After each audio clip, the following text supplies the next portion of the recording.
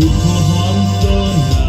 thuở hoang sơ nào mặt trời chưa ra đời tình yêu Chúa cao vời phủ lấp đất trời trải khắp muôn đời. Một hạt cát bé nhỏ từ trong cõi đất vui gọi con đến cõi đời làm kiếp con người tình Chúa muôn đời sáng tươi.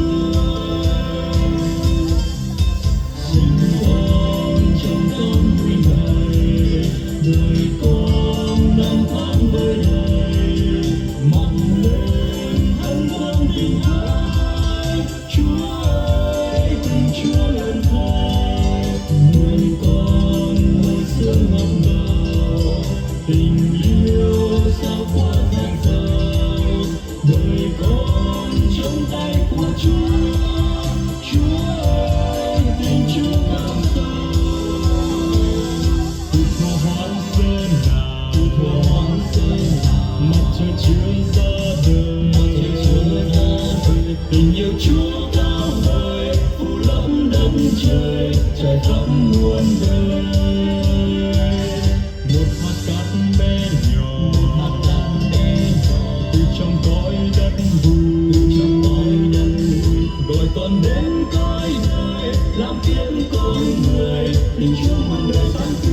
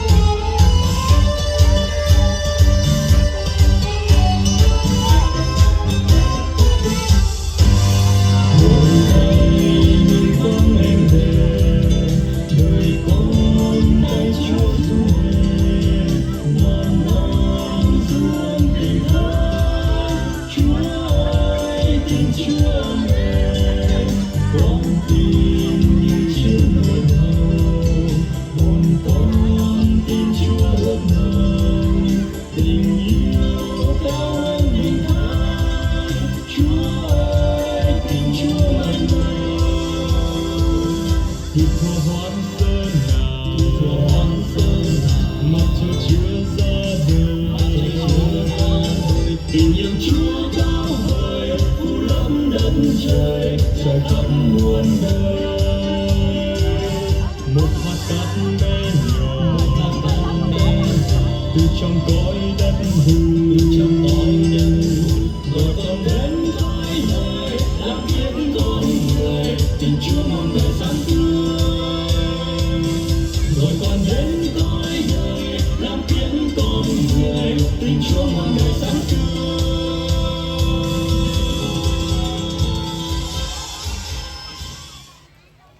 Thế rồi một hôm khi đi dạo một mình trong vườn địa đàng, Eva, người phụ nữ Chúa cho làm bạn với Adam, nghe như có tiếng ai gọi với giọng điệu chào mời quyến rũ.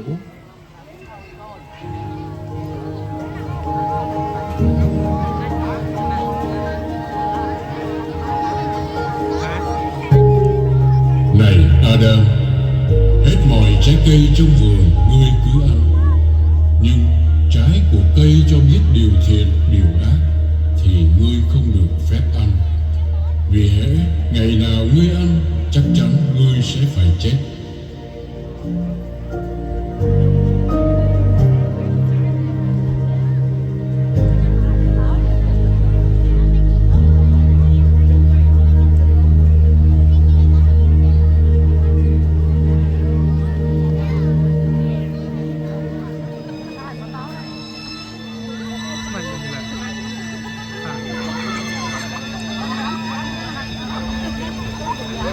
Xin chào cô nàng đẹp nhất trần gian này.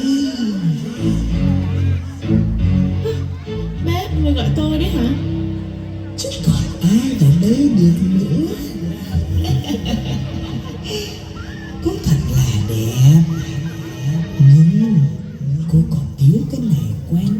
lắm. Nhưng mà Thiên Chúa đã cho chúng tôi tất cả rồi, tôi còn thiếu gì nữa đâu. Tất cả sao?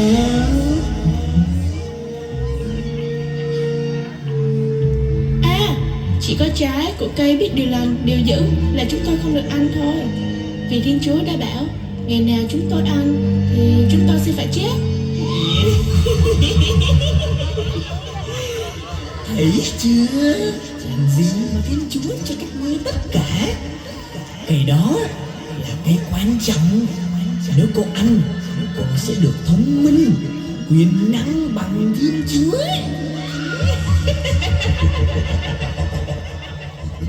Tôi không tin bác đâu. Thiên Chúa yêu thương đã dựng nên tôi, Ngài cho tôi tất cả mọi sự. Như vậy là đủ lắm rồi.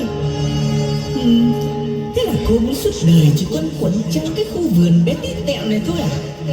Cô nhìn xem, trái này đẹp và ngon thế cơ mà. Cô ăn thử một miếng đi, không chết chóc gì đâu.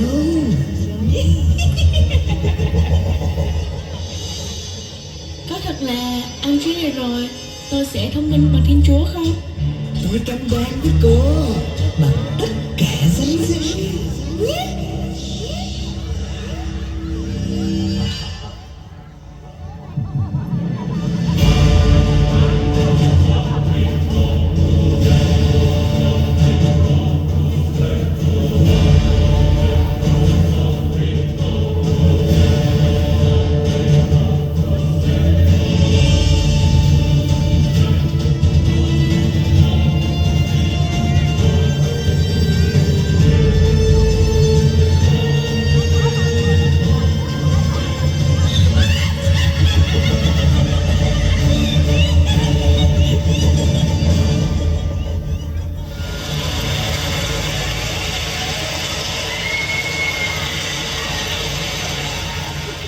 Adam, Adam, ngươi ở đâu?